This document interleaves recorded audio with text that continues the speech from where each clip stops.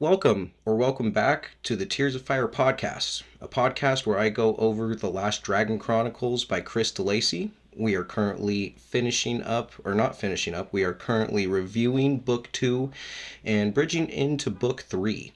I have a returning guest with me, Miss Kaylee. You might recognize from the first guest that we had, kind of big move. Clap, clap, clap, clap, clap. But yeah, so this happened to be the best episode so far, and we had to bring her back to bridge into book 3 and get the insights. So hopefully you guys enjoy. Just let me know if you guys have any questions. You can always hit me at the Gmail, gadzooks, the last DM at gmail.com, and I'd be happy to hear from you.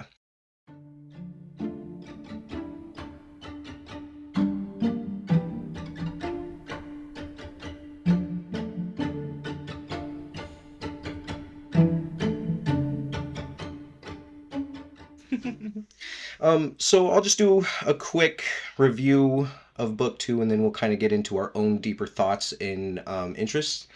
But basically, we start off with David coming back and getting some letters about his book on publishers, and then a random lady shows up, not Gwen, Guilana, and she first appears as Auntie Gwyneth. She's there to help the Penny Kettle girls.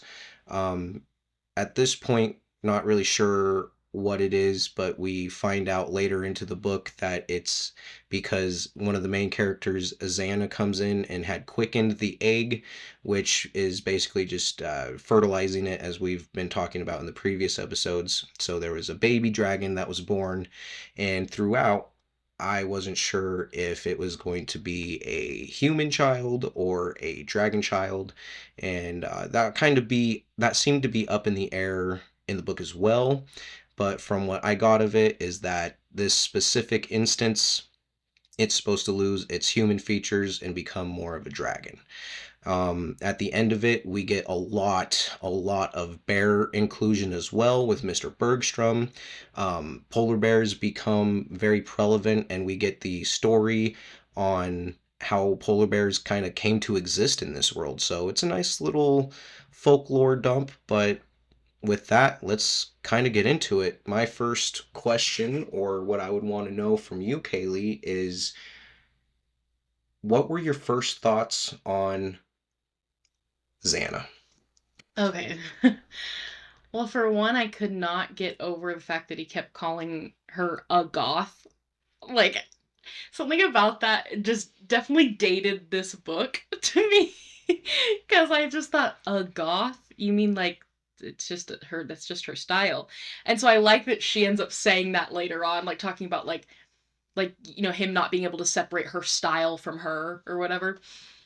And because I had a hard time getting over his weird obsession with her looks. He's just, oh man, I hate the way that he interacts with women, I know. period. Period. It's so uncomfortable. It's uncomfortable. There's no need for it. Like throughout this entire book, I know you'll catch up later with the podcast because you didn't want to be spoiled or anything, but Yeah. I kept saying, break up with Sophie.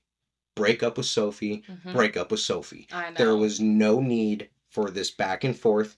I know. Especially with the ending of the book.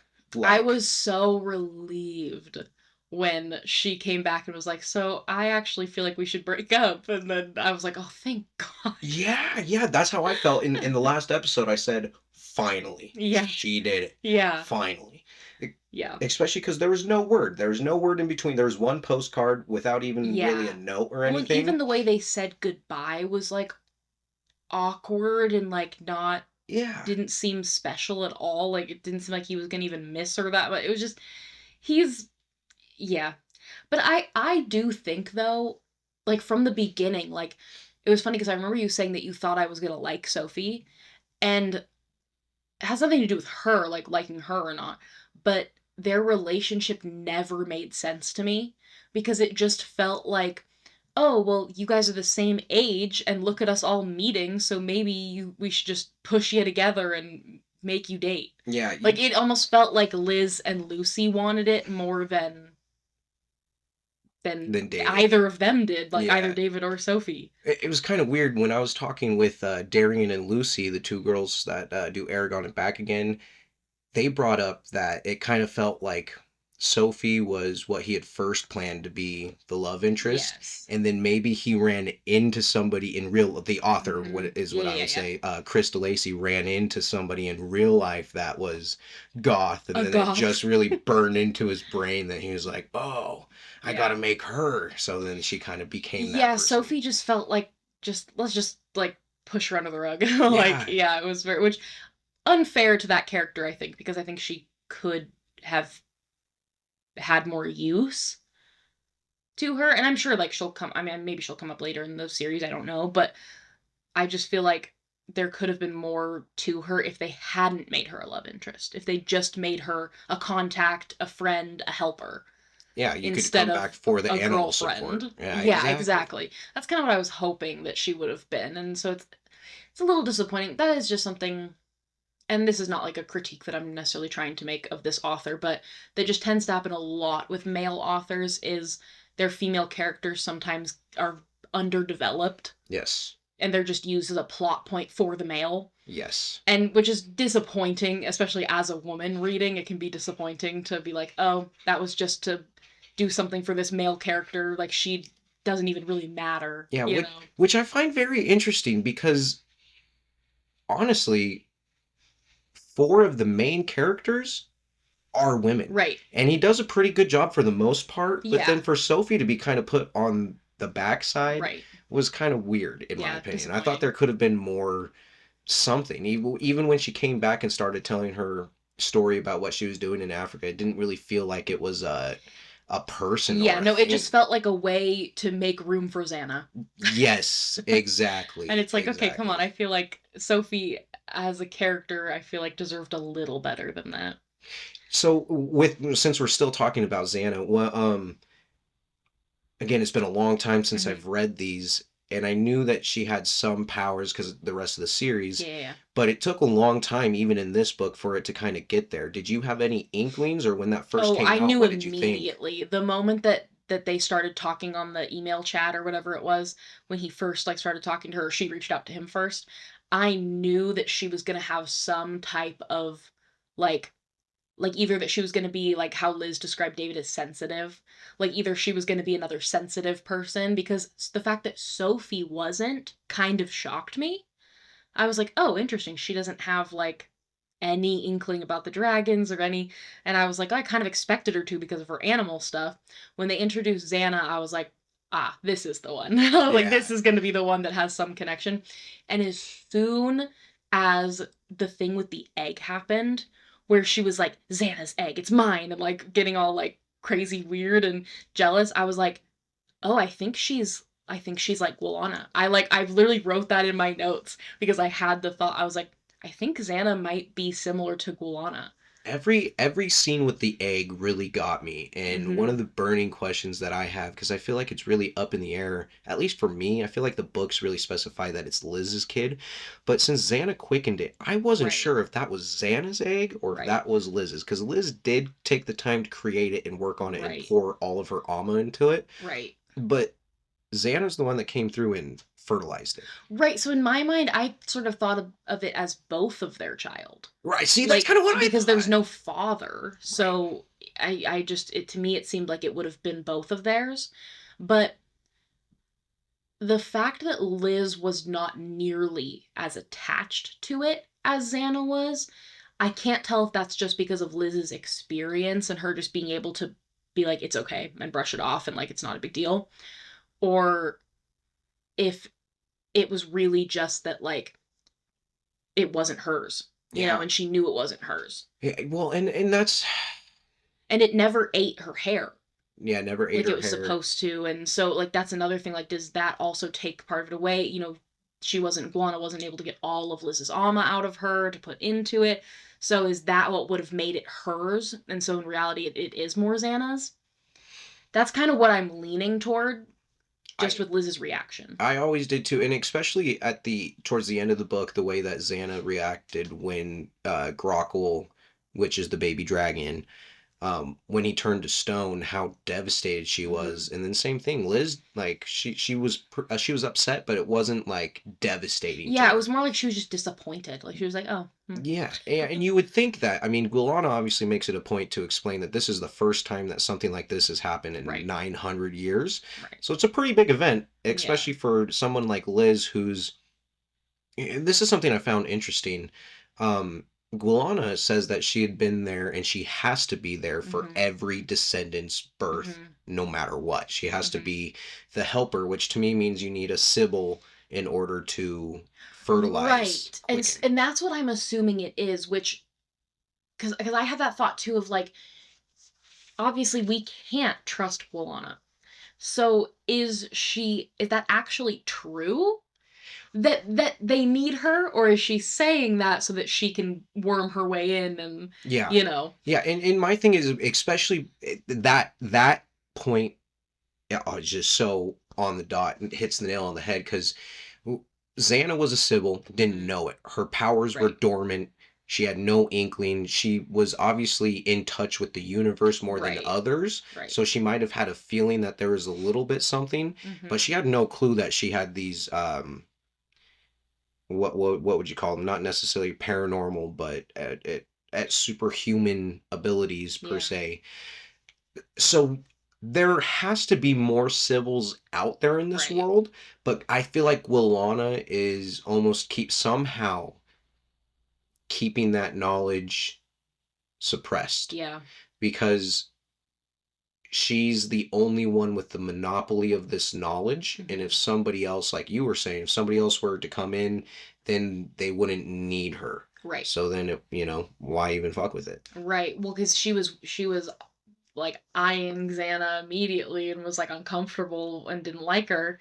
And it's like, yeah, that's clear because you're threatened by someone who has the same abilities as you because then you're not needed anymore. Yeah, and honestly, I'm kind of surprised by Guilana's power. I thought she would, if she had 900 years and has found a way to extend her life that far, I would expect her to be more powerful. Yeah, yes and no, because you can only once you reach your max, there's no more. Do you think And there's a max for those I kind of do. abilities? I do because the world that like this author's created is not like worlds that you see in like superhero movies or like animes and like things like that. It's not the powers are a lot more like realistic. Yeah, he's not like Goku, where every time he comes up to something, he gets a power up, and then Right, right.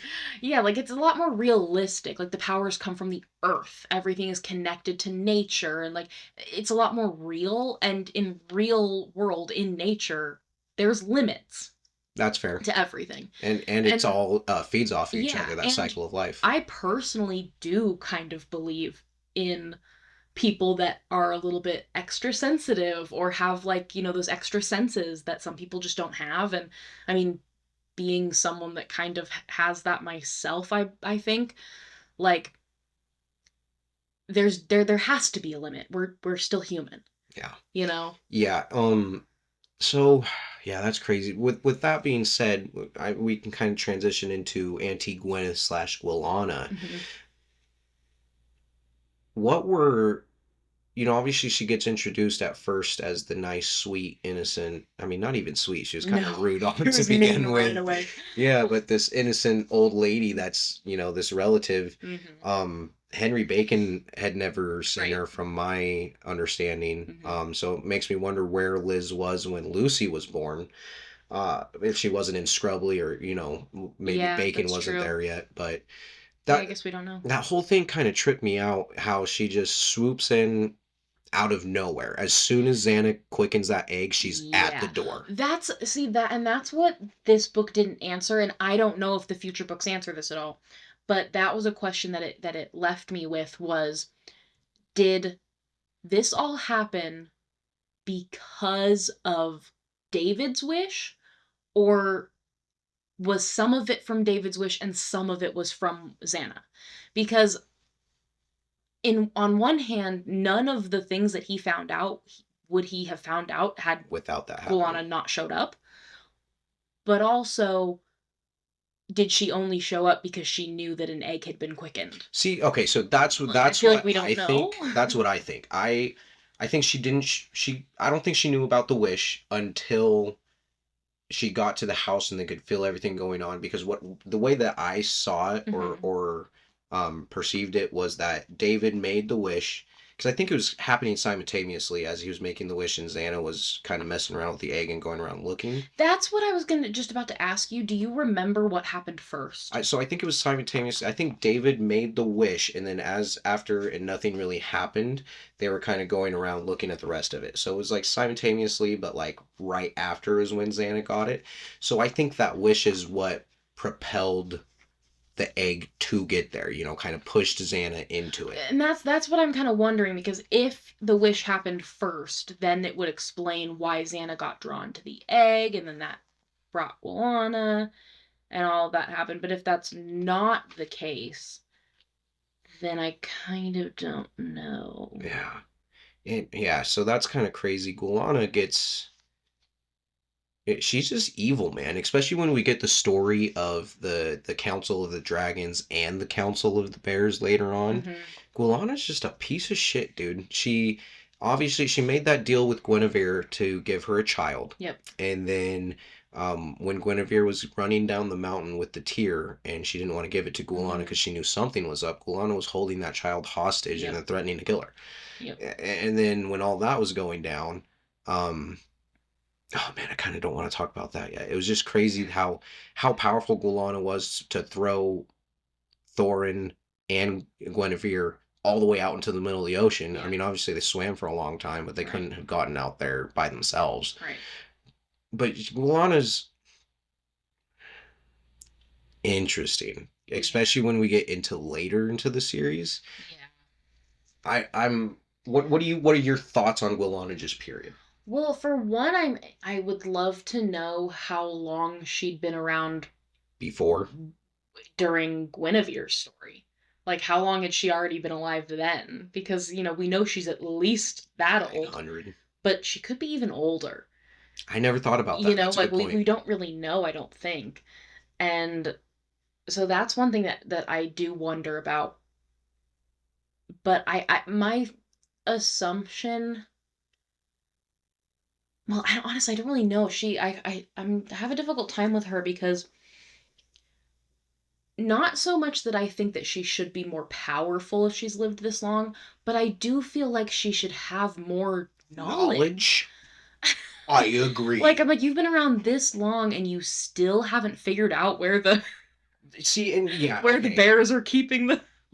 Exactly. You've I'm had just all like, this what? opportunity, but somehow, some way that this is just the perfect instance. And Darian and Lucy did bring this up. They said that, the only reason that the story is being written is because something's happening now in Right. order for you. So it makes sense, but like still, I agree. If you had Hmm. 900 years to find Right. out this one specific thing, Right. you'd think you'd put a little bit more effort into it. Right. Whether that's, helping the descendants make more descendants quicker so that you can find the Right. answer Like, or why? Yeah. something Like, why isn't she like constantly around Liz? all the time. Because if I were her, I would be. Especially because if I understood it right and absorbed it right, Liz is one of the more powerful descendants Hmm. in a while. Yeah. Either there ever was or in a while. Yeah. And so she's able to do this. And that actually brings me to another point about Lucy. Hmm. I think Lucy has to have some major, Yep. major power. Yep. Because Lucy is young. She's 11, which I'm Hmm. guessing Liz was about the same age when she got her snowball. Right. Like that. Yeah. She was a little girl. Yeah. Yeah, like the snowball is almost a coming of age Yep. thing for the gifts. But Liz said that it's very hard to make a wishing dragon, period, and it's Hmm. harder to make a wishing dragon that works properly. Right. Lucy was able to do it first try Yeah. without her snowball. This was before she got her Right. powers and her own Amma, and the only way that he was really brought to life was because Liz quickened him, right? It was Right. from I think her dragon's name is Guinevere and Gwaine from them both. But it makes me wonder how powerful Lucy can be if she's Right. already created this thing that's speaking to the universe, because the wishing Right. dragons are supposed to be connected to the universe's Hmm. whispers. So what are your thoughts on Lucy with that? I have a feeling that that is also part of why this is all happening now. is because Lucy is now at an age where like she's starting to influence things as well.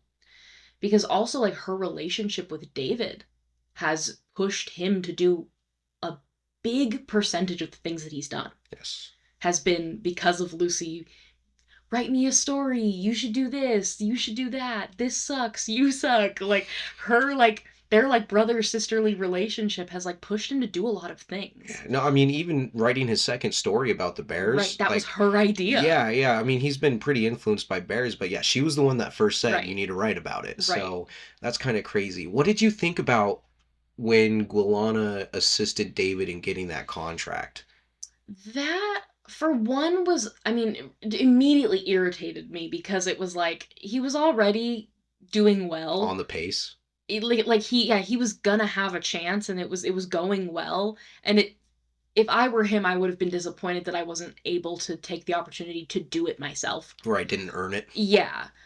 But also, Bergstrom talks about later, thanks to that, they were able to do a lot of things that, he was able to get that money, which helped him to go on this trip and all this stuff. So, like, her doing that did speed things along for them. Yeah, yeah. Speed things And of course, along. that was not her intention. Her intention was for it to distract him while he was still under her, spell. Guys, And yeah. yeah, and it'll make him just focus on this so that he won't interfere with what they're doing. And, thank goodness for Gretel. Yeah, I was just about to say that was going to be my next point is Gretel's a homie, dude. Gretel is a boss bitch because, she did do some questionable things, but it was always coerced, however you say that. It was forced. You can tell there was hesitancy. She didn't want to do it. She knew that this was her family. She was created by Yes. Liz, and she had a hard time, especially when they had that torture scene Yeah. with Graith hanging from the freaking Yeah, light she did bulb. not like that. Yeah, she didn't like that. And so watching her at the end stand up to Guilana, I was surprised Guilana didn't kill her on the spot. Really. I was too, and I think that also says something about Guana that we don't understand yet because she didn't like same thing with she could have let him fall and drop and break, but she caught him at the last minute. And she seemed heartless enough that like that shocked me. And so that did have to make me kind of think again. Or the fact that when she was trying to prove David's loyalty, all she asked him to do was break Grace's ears. Not break Grace as a whole. Right.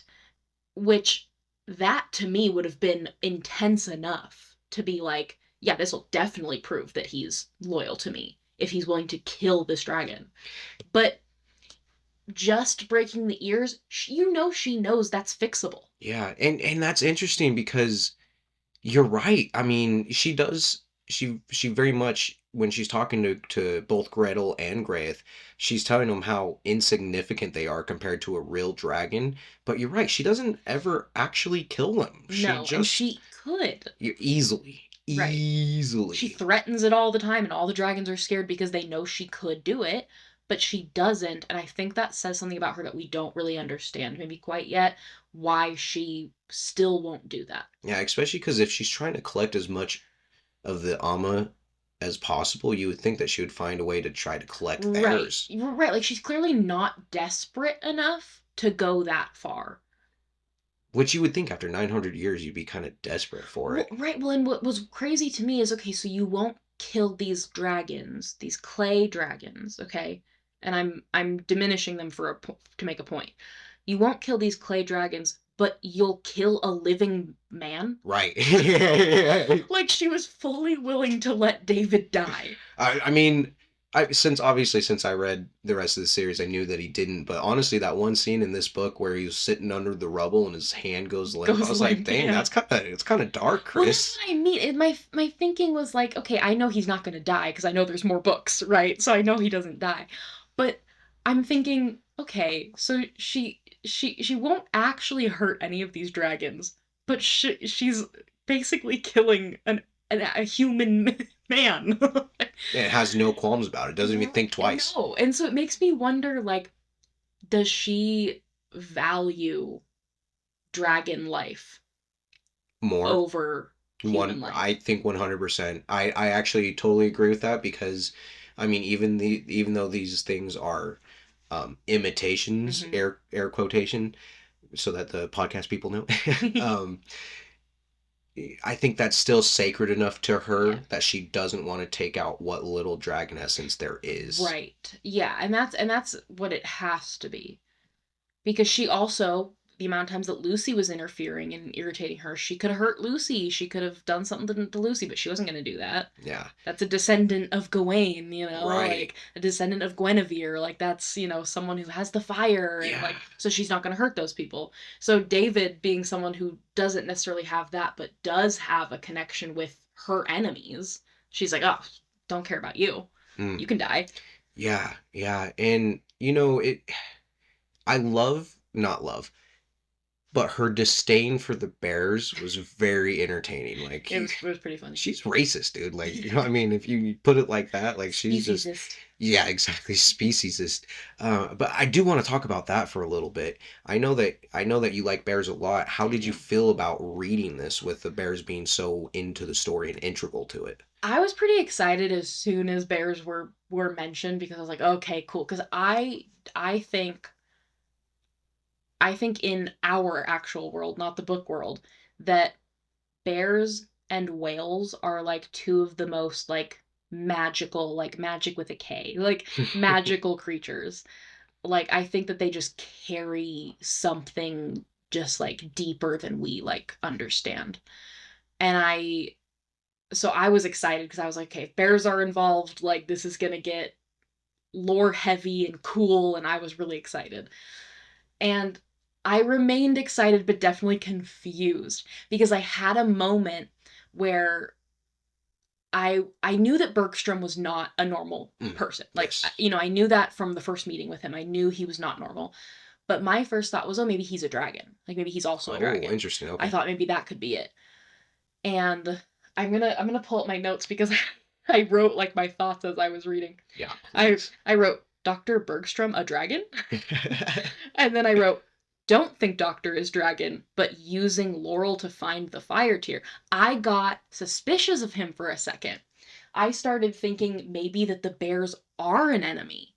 Oh, Like for just interesting. a second I thought, okay, maybe he uses the powers of the bears to try to get the thing that Guilana wants. And so Funny. so for a second I kind of thought it was going to be like a three-way, like we're all All like attacking one. attacking each other, and that David was going to maybe be like the thing that brought everybody together, or like that he was going to team up, Liz and the bears type of thing, and then to go after To Guilana go, or yeah. something. But then it became very clear very quickly that no, the bears are good. Yeah. I do love the Bears, man. I Mm-hmm. don't know. I think I'm a big sucker for history. Mm-hmm. So as soon as Laurel came and they were Mm-hmm. the teller of ways and the keeper Yes. of the memories Yes. and that was huge. And it seems to me, maybe I misunderstood because it seemed like the bears did have descendants, but at least those 9 bears seem to be almost immortal. And if they're not immortal, they're like spirits of the bears. Yeah, I think they're like a spirit that can kind of like appear at will, or like kind of like influence people that are sensitive Mm. or something. I'm still confused on exactly what Dr. Bergstrom is. Yeah, okay, so I thought Bergstrom was Laurel, like he was a I did it shapeshifter. first But too. then when we got that scene where he Hmm. went and saw the 9 bears, I'm pretty sure Bergstrom was sitting there talking to him Right. still. But when Bergstrom walks away and says like, no, you need to go be with Xana at the end of that encounter, he leaves bear footprints. So he is a bear. But is he one of the 9? I see, that's I what I don't don't think so. understand I don't think because he there was is. 9 on the pillar. I think he might just be the medium per se. Yeah, could be. My other thought was potentially like, and this might be a huge jump, but I thought like he could be like a descendant of one of the 9 bears. I mean, it would make sense You because know? well, I always pronounce it wrong, but the Nanu pot something. Oh, Nanu.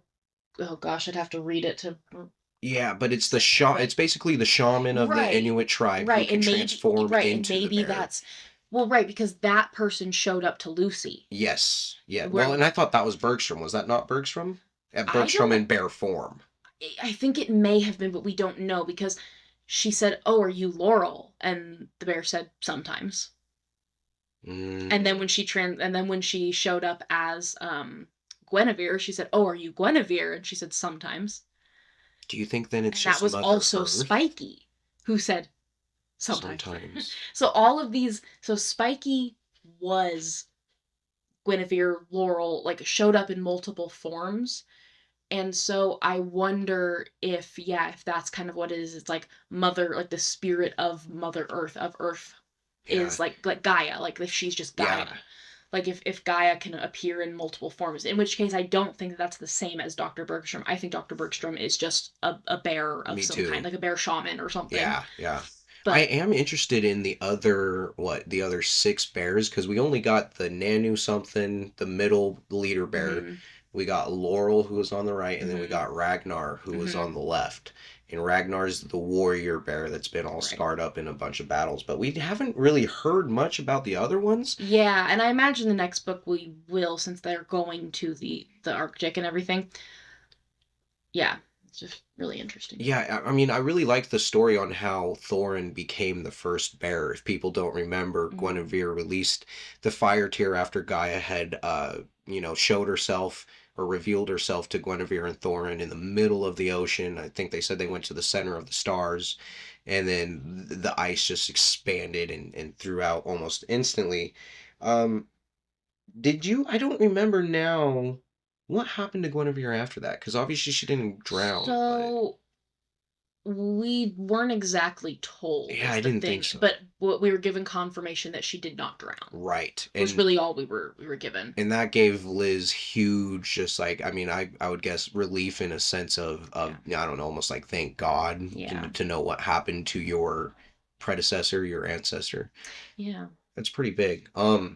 Yeah, well, I just thought that part in general was crazy to me because that essentially is the creation of the Arctic. Yeah, yeah, and I do like how Like, they did that, obviously in our world that's not what happened. The Arctic's been there for over 10, I think they're saying like 10 to 15,000 years. So it's not real, guys, but the way that it was brought up here, I like the idea of the fire becoming ice because they're polar yeah. opposites, Mhm. which is a really good what it would be called juxtaposition.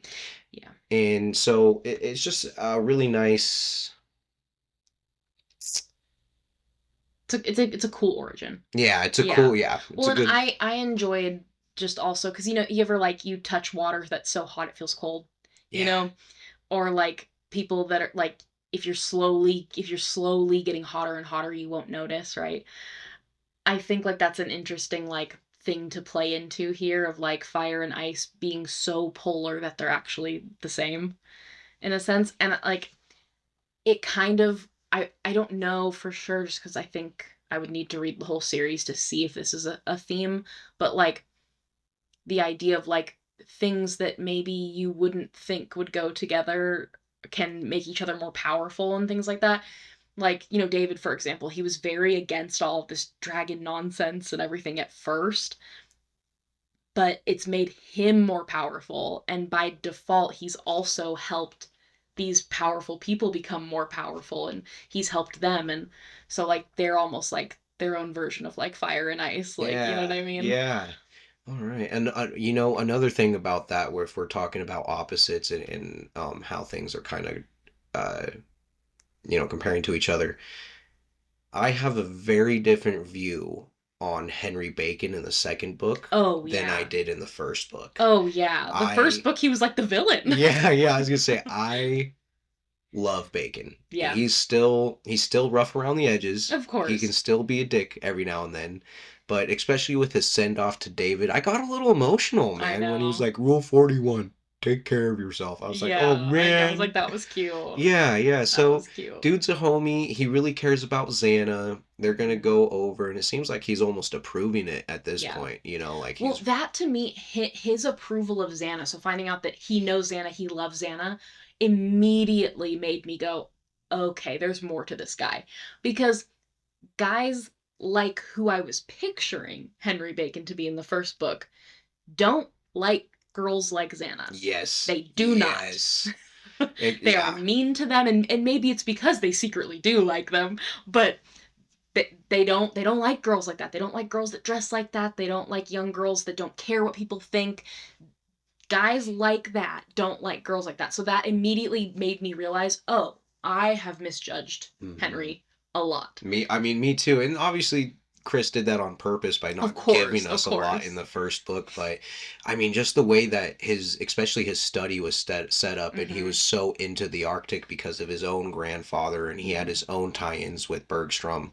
Yeah, I don't remember. I mean, I know Henry's in the rest of the series, but I don't remember if he has a really big part or not. Yeah, he might just be like a recurring comfort character or something. I think so. But, I'm going to be glad whenever we go back, because he even took good care of Lucy. She was only over there a couple times. Yeah, and he cares very much about Liz and Lucy. Oh, man, I said that too. I said, Henry is just a man. That guy comes in, and when the house was destroyed, the wiring needed fixed.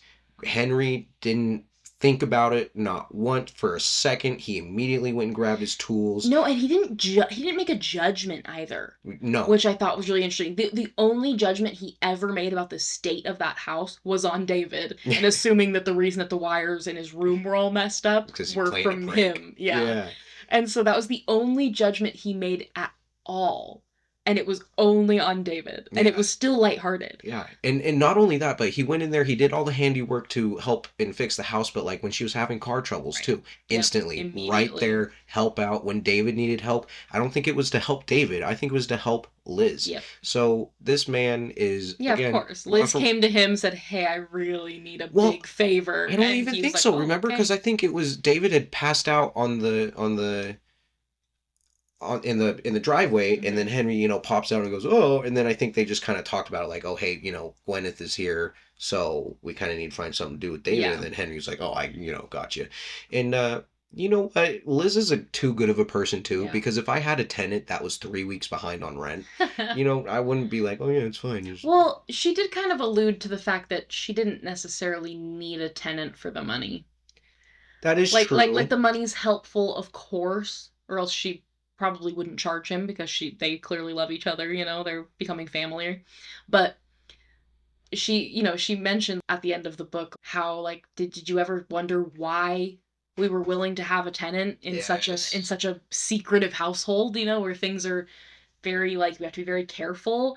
It's because she knew that there was somebody that they were missing or something, Well, and it's interesting to think about that, because obviously it's brought up that the Bears gave Liz the snowball, saying that there will be a time that somebody is going to help us and you're going to help them. But she had no idea. Right. And when she put that advertisement out, she had no idea that she'd be bringing that person in.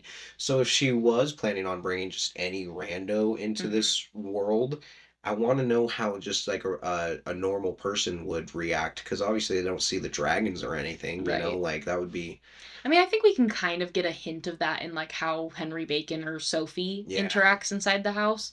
It's just, oh, these are cute little things, and what a fun hobby, and what a cute little thing you guys do. Yeah.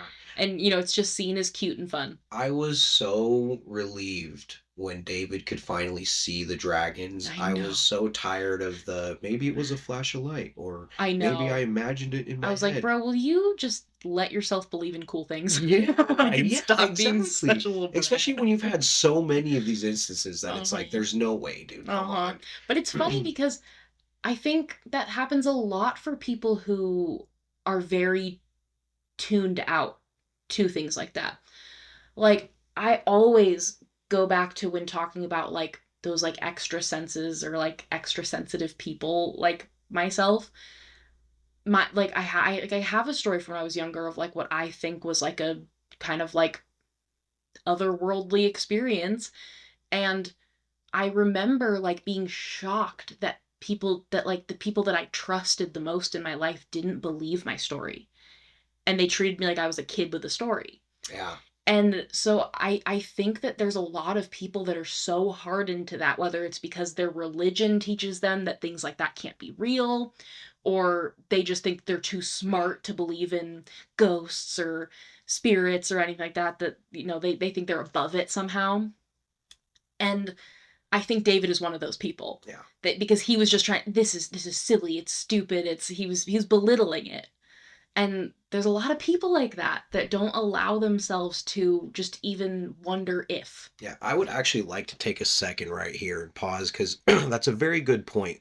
Whether you're religious or you're just so closed-minded that you don't want to think about it, um, maybe I am more, I'm not going to say attacking religion or anything, just so everybody knows. I used to be Jehovah Witness. It's a long story, blah, blah, blah, blah, blah. We don't need to get hardcore into it. But if you read the Bible itself has fantastical creatures and fantastical beings. Go look at a biblically accurate angel and tell me that doesn't look like an alien. There are giants in there. There are humans that live over 900 years in the Bible. There is a great flood that, there's so many different things in the Bible itself that you cannot tell me that there wasn't. I mean, even in the book it says that there's magic, or not in the book, in the Bible it says that there's magic in the world. So if you are closed off to these things because of your religion, I would urge you to please um, read it, absorb it, and think about it a little bit harder, because those things have more substance and more, they have to be based in reality than you think. So just keep an open mind to do it and do your own research is the best thing that I can say.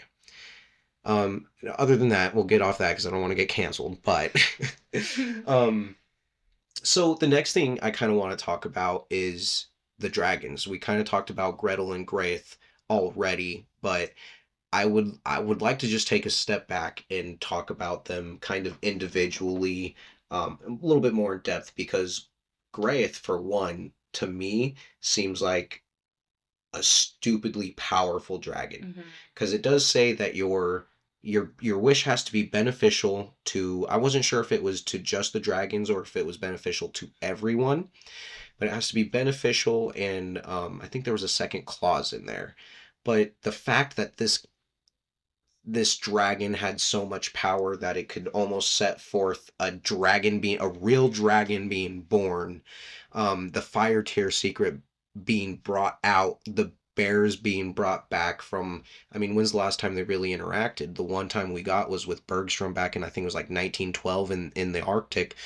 But again, they weren't sharing the story. At that point, they were just, interacting with a man.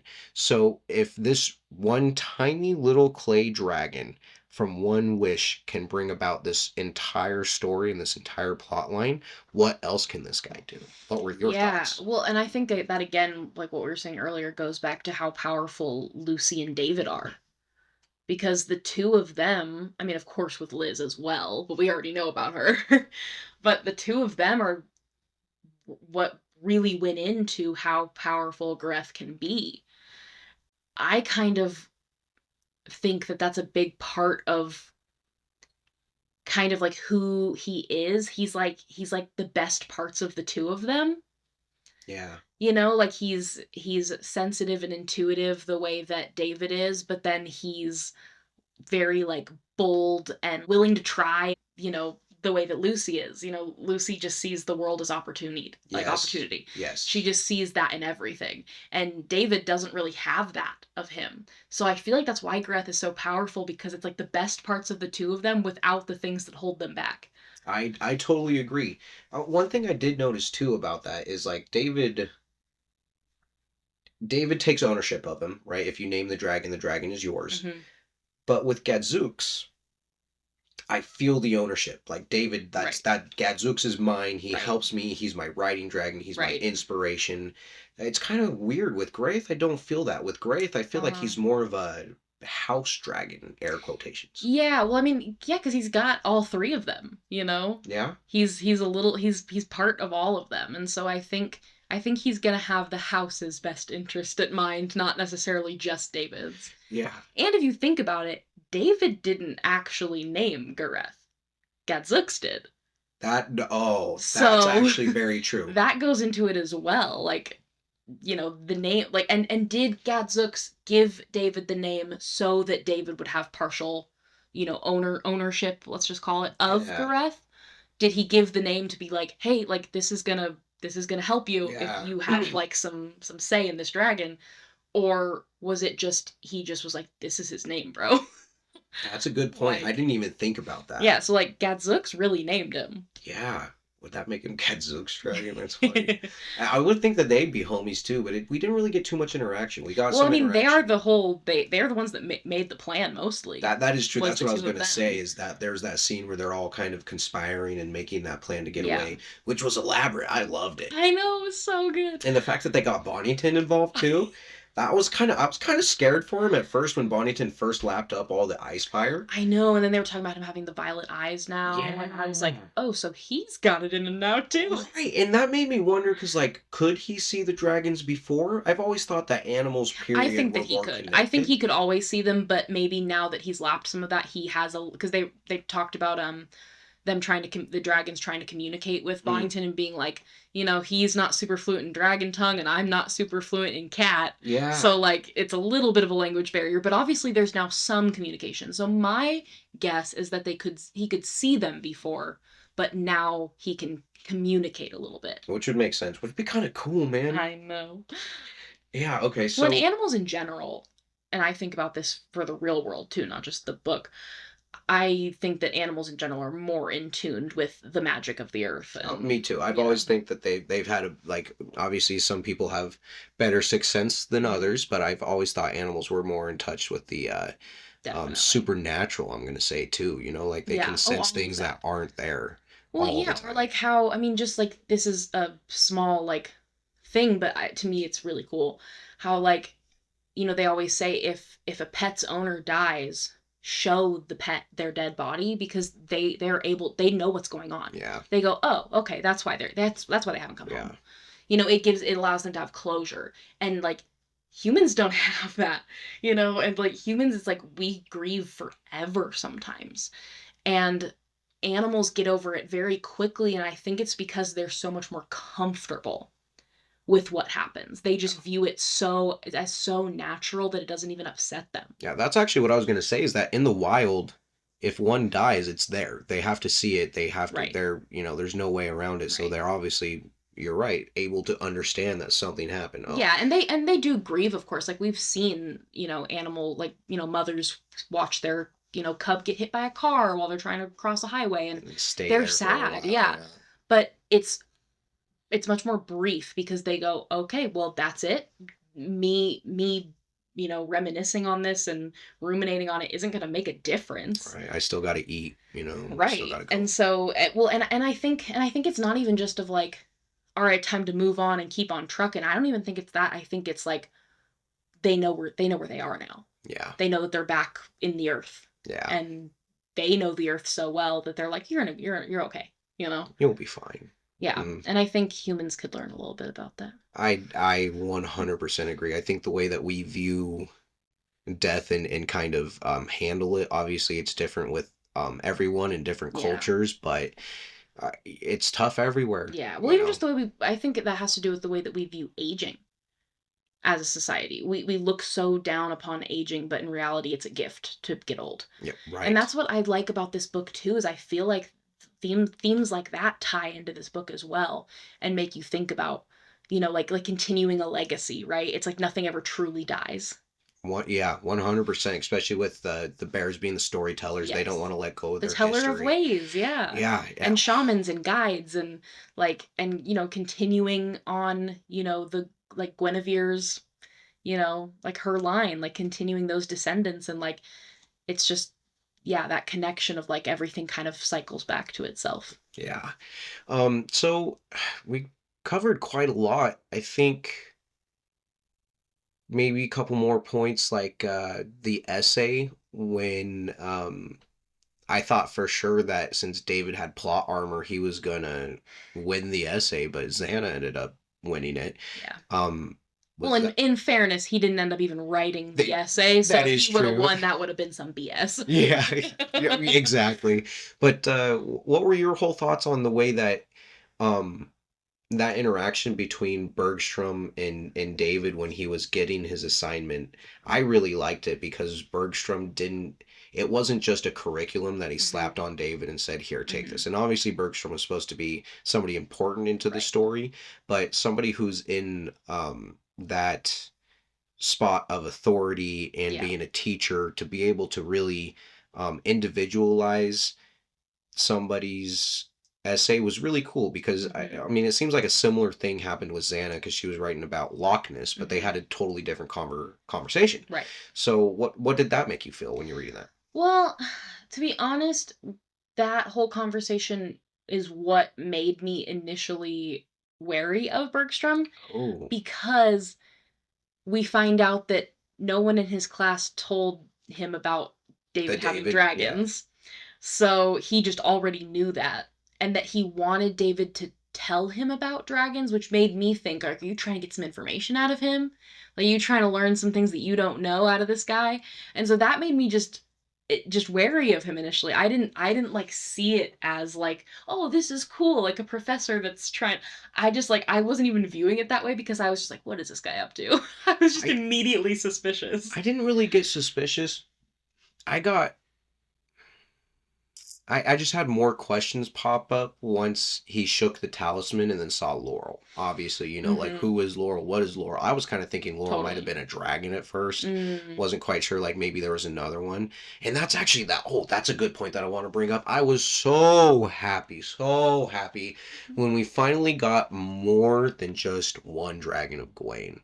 We got the Council of 12, even though Yeah. we didn't really get names or anything, Right. or what they did or where Right. they We went. knew that there were the last, Yeah, yeah, it wasn't just Gawain, yeah. yeah, and also that makes me question. There's so many questions about that council. Like, obviously, these dragons are fucking Mhm. intelligent. Like, and in most fantasy series, dragons are intelligent. Mhm. They can communicate in some way. They have a hierarchy of their own. Yeah. But in this series, it seems like they're almost extra intelligent because in order to have a council or leadership in order to decide something for an Mhm. entire species and race, that takes debate, Mhm. that takes knowledge, that takes understanding. There's so many different layers that takes that I wouldn't expect from a dragon Yeah. because Well, to and, like, me, respect for each other.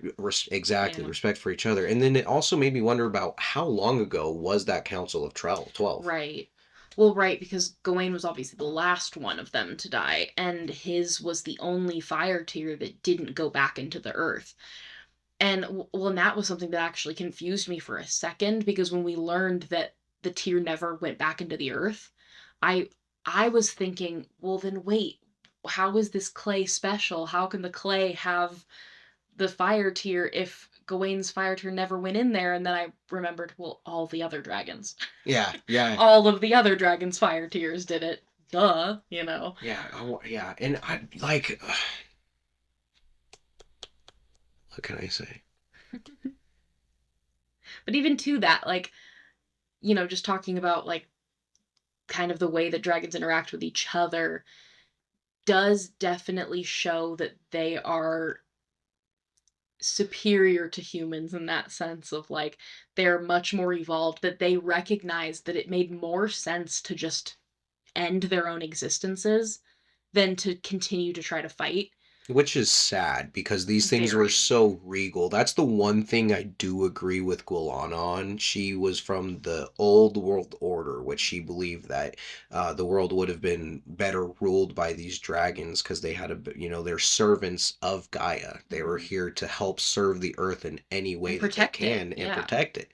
And so I do think that if we could have worked obviously in the book, Mhm. but if we could have worked in tandem with the Yeah. dragons, it would have been so much better. Right, but I think this is another piece of, media literature, whatever, that reminds us again of like the things that we're doing wrong. I brought up that same thing that this is a very good uh comparison to like deforestation. We're taking away Totally. their habitat.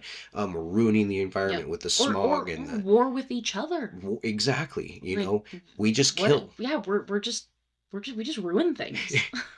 And it's not just obviously in a fantasy and dragon, but like I was saying earlier, a couple episodes ago, I think it's up to like it's 6 or 7 Mhm. species a day that gets either Mhm. added to the endangered list Yep. or become extinct. Yeah. And that's sad because we have the power maybe not to stop it completely because Mm-hmm. animals go extinct. That's just the natural part Yeah. of life and history. Save the vaquita porpoises. Sorry, they're my favorite. No, I put that in there. If you guys like going hiking at all, Mm-hmm. experiencing nature, seeing wildlife, the worst thing that you can do is go to a zoo. Those animals have been Yep. taken away and Yeah. locked up. But if you want to experience them in their habitats, we have to keep the earth healthy. Yeah. You know, the earth is always going to be here and it'll be here longer than us. But if we want to be here, we need to Mm-hmm. take care of it. Yep. Okay. With that being said, the end of the book really got me because Gretel had been doing so good. She's been on this side. And then What's she doing? so here's the thing. She was standing over Grockle with a lock of Liz's hair. Right. I didn't get, how do I say? I didn't get insidious vibes. I didn't think she No, was I doing don't necessarily think evil. she's being malicious. I just can't figure out what she's thinking. Yeah. Because we fought so hard to not do this. So now why are you doing it anyway? Right. So it like makes me wonder, does she still have some of Gualana's like Beliefs. yeah, or her like agenda? Like does she still have part of that in her that like does like make her want to do those things? Or is it more like she knows things that maybe Liz and Lucy don't know? And she's like, no, wait, I can bring, maybe she's seeing them being sad about him and thinking, like, well, wait, I can fix this, I can bring him back. Yeah. See, that's kind of what I got out of it is that I think she's not necessarily doing this for Guilana or anybody in specific. I think it's that the dragons The dragons want the want dragons to dragons. live. Yeah, Yeah, exactly. absolutely. So she was just trying to, keep him alive. And Yeah, and I really hope that it's just something like that because immediately I was like, what are you doing? Like that, hold on. And still though it doesn't actually make sense to me because that shouldn't be enough to do anything. no, you wouldn't. It's just a lock of hair. Right, because the whole point they were saying is that Gulana was trying to basically kill Liz and transfer all of Liz's Ama Which, how would you do that? into, I mean, she obviously knows how, she almost did it, Yeah. but all of Liz's Ama into this dragon child. And so if obviously we know that if you don't transfer all of the Ama, then you get a Lucy, right? You get a dragon child that sheds all of its dragon features and eventually looks like a human. Yeah. But if you do transfer all of the Ama, then it is a full-blown dragon. I mean, that's the assumption I'm making. That's what I That got wasn't from it. exactly laid out, but that's what I pieced together. Yeah. So that dragon, are we going to have another Lucy? Is that what this is going to be? Because we obviously can't transfer all of the Ama. So is the lock of hair just enough to create essentially another Lucy? So are we going to have a little brother after all? That would be kind of You cool. know? Yeah. All right. So that kind of brings us to the good review of the second book. What I want to talk about and ask you now is predictions and wants. When we're going into the third book, let's start with your predictions. What do you see happening? Honestly, this book has kept me on my toes, so it's hard to make a prediction because I just feel like it's going to be embarrassingly wrong. But I think we're definitely going to learn more about the bears. I mean, we're going to the Arctic, we have to. Um I'm hoping that in going to the Arctic, obviously in addition to learning more about the bears, I hope that we find not necessarily because obviously people have been exploring and all that for forever and ever. They're not going to find anything that hasn't already been found. But I'm hoping that David will have some like tap into that spiritual, that otherworldly stuff, and we'll have some moments where he learns some things through like his dreaming it and stuff like that. I hope we'll get some moments like that. I'm sure we will. I fully expect that. I'll be disappointed if we don't get that. I'm super excited to see Xana's skills and her abilities grow. I'm sure that's going to happen. I'm very excited to see that. Xana takes a wild turn. I'm excited. Ready for I'm you to read excited. that. But yeah, and then I'm very curious as to what's going to go on with Dragon Child. What that's going to be. That's going to be interesting for sure. So then, what do you want to see? I mean, honestly, I don't even know. I want to be surprised. I know I've told you this, but I have a difficult time with books and TV shows and movies because I predict endings all of the time because I see all the hints and I go, oh, okay, well this is what's gonna happen. And it's disappointing and it's frustrating. That's why, Attack on Titan is one of my favorite shows because that show kept me guessing and some of my guesses were wrong and I like to be wrong when it comes to stuff like that. I don't want to figure out the ending all the time. And so I'm hoping that this book continues to surprise me and that I can't predict and that I want to be wrong. Honestly, that makes me feel good because, again, this series is written for a younger audience. So the fact that it can still kind of keep you on your toes, because I'm sure if you Totally. sat there and like really deep dived into it and took meticulous notes, you might be able to piece things together. But Oh, definitely. I thought that it took pretty good steps to keep you at least, I'd say adjacent. Yeah, You know, definitely. you're close but not on it. Right, which I'll take. I like that. All right, so that brings us to the end. So I will bring up the question that we talked about earlier. What would be the name of your dragon? Okay. So I know you thought I would not have thought of this, but I have. So there is, Oh, hold on. Before you answer, will yeah. you give a quick reminder of what your dragon is and her Oh, abilities? yeah. Here, I'm going to bring up my notes from that just so that I bring up all the points that I want to bring up. But yeah, so my dragon would be um I was kind of inspired by David's dragon and how his was a writing dragon before he knew he was a writer. Mm. And so my dragon, I liked thinking that she'd be a feeler dragon. So she would feel things really deeply and she would have like a really like strong intuition and kind of like Gadzooks in a way, like being able to like tap into something else. Um and so because of that, I gave her the name Goshenite. Goshenite is technically a gemstone. It's a colorless gemstone, and they call it the mother of all gemstones because it can be transformed into other gemstones. I had no clue. And so I felt like that was similar to my dragon in the sense of like it's very like adaptive and its intuition can allow it to feel things and understand things just like the Goshenite can feel and understand other gemstones in a sense. So I just thought that that was cool. And then you could call her like Gosh for short, and that's kind of cute. So That is cute. I'm gonna be honest, I'm a terrible host and I did not think about my dragon's name, so I'll you leave. have the whole series to come up with Yeah, I was something. gonna say what I'll do is I'll leave that to editing Diego. I'll put some thought into it and then cut it in later. But yeah, so thank you so much, Kaylee. I really appreciate it. This has been awesome to go through, and you like I can't even put into words what it means that you're going on this journey with me. Makes me a little emotional. Um, but the one thing I am gonna say before we sign off is just keep in mind that Grace is in Africa with Sophie now. Hello, Grace. But with that being said, Kaylee, do you have anything you want to plug? Um, Diego will put stuff in the description for me. Um, I'm doing some streaming for some games, and that's about it right now. All right. Well, with that being said, again, thank you for joining us. Have a safe flight out and hit no turbulence. Woo.